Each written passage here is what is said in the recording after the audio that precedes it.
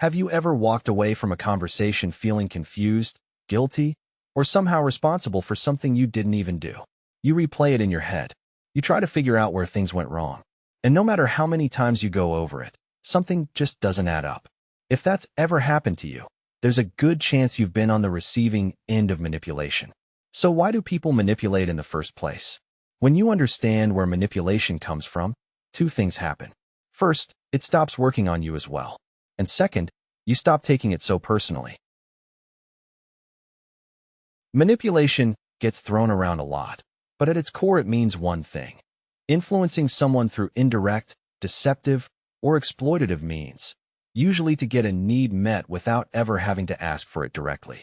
Manipulation is what happens when someone wants something: love, control, safety, attention, reassurance, but they don't believe they can get it by simply asking. So instead, they use guilt, silent treatment, playing the victim, flattery with strings attached, twisting your words, making you doubt your own memory. We've all done some version of this. Ever sighed loudly hoping someone would ask what's wrong instead of just saying it? That's a tiny, low-stakes version of indirect influence. That doesn't mean you're a manipulator. It means the mechanics of manipulation live on a spectrum, and understanding that spectrum is how we understand the people on the far end of it. The difference between a bad habit and a manipulative personality is frequency, intensity, and, most importantly, what happens when they get caught. A person with a bad habit feels remorse and adjusts. A chronic manipulator doubles down, denies, or turns it around on you. So where does chronic manipulation come from? For most manipulative people, not all, the answer starts in childhood. Think about it this way. A child's entire survival depends on the adults around them. Food, safety, affection, all of it comes from caregivers.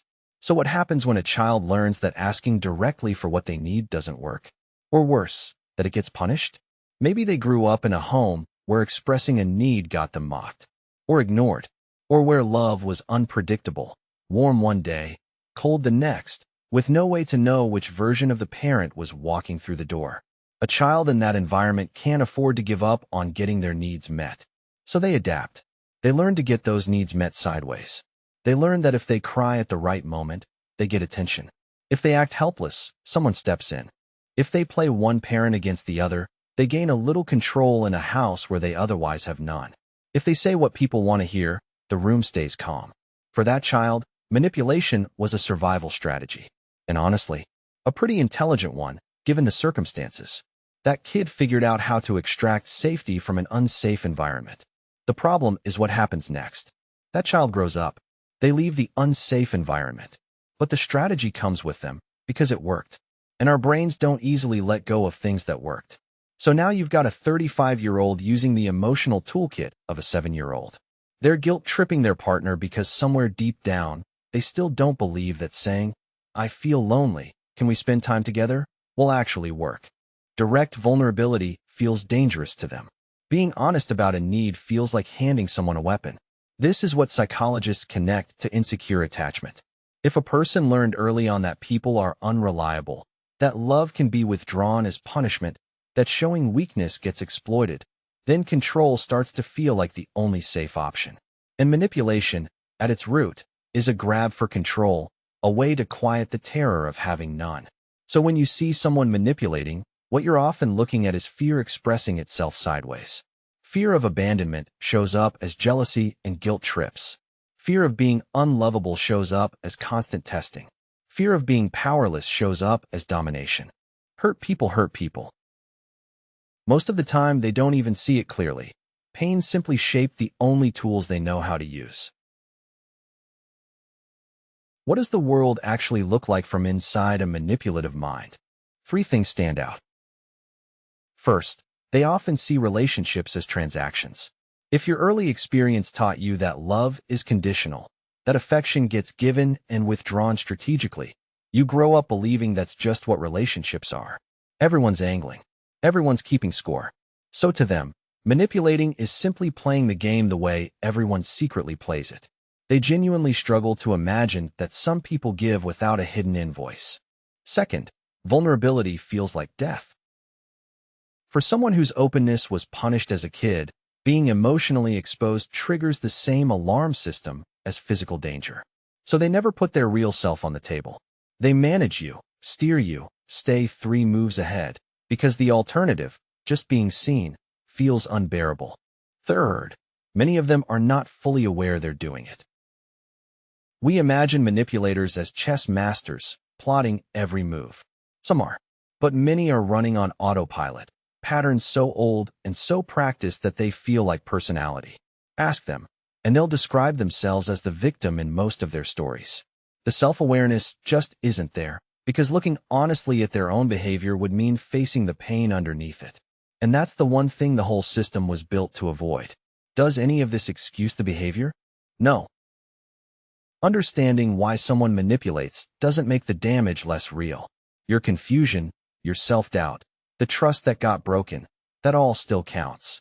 An explanation is not a justification. You can hold compassion for someone's wounds and still hold them fully accountable for what they do with those wounds. Those two things are not in conflict.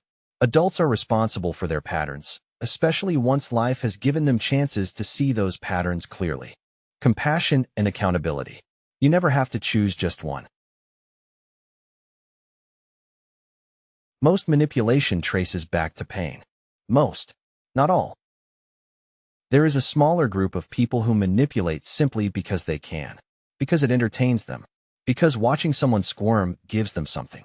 We're talking about the psychopathic end of the spectrum, people with genuinely low empathy, and in some cases an actual taste for other people's distress. You don't need to understand them. You don't need to decode them, heal them, or figure out what happened to them. Some questions aren't yours to answer, and some people aren't yours to fix. We don't need to judge them either. Honestly, that's between them and whatever shaped them. But we also don't engage. We don't try to change them, out-argue them, or love them into being different. With this type of person, the winning move is distance. You're allowed to step back. You're allowed to cut contact entirely. Walking away from someone who enjoys causing harm is self-respect doing its job. Not everyone gets access to you. Boundaries are allowed to be that simple. What do you actually do with all of this? 1. Stop taking it personally. When someone manipulates you, it feels targeted, like they looked at you and found you gullible. But their pattern existed long before they met you. You just happened to be standing in front of it. 2. Watch what happens when you name it. When you calmly point out the behavior, I notice when I say no, the conversation turns into how I've hurt you. A wounded but decent person will eventually pause, reflect, maybe get defensive first, but come around. A chronic manipulator will escalate, deny, or make you the villain for noticing. Their response to being seen tells you almost everything about whether change is possible. 3. Don't accept indirect requests as your responsibility. Manipulation only works if you play your part. When someone sighs, sulks, or hints, you can gently refuse the game. It seems like something's wrong. I'm happy to talk about it when you're ready to tell me directly. That offers them the very thing they never learned. That direct asking can actually work. Some people rise to that. Some don't. Either way, you've stopped rewarding the sideways approach. 4. Compassion from a distance is still compassion. You can wish someone healing and still not pick up their calls. You can understand exactly why someone became who they are and still decide they don't get a seat in your life. Understanding is free. Access is earned. Most people who manipulate learned, usually way too young, that the direct route to love and safety was closed, so they built back roads. Seeing that explains them without excusing them, and it frees you from the exhausting question of why would they do this to me? Because it was never really about you. And for the rare ones who hurt people just to hurt them, you don't owe them your understanding. You owe yourself the exit. Protect your peace. Ask for what you need directly. Be the proof that it works. And be patient with people who are trying to unlearn their patterns, while being honest about the ones who aren't.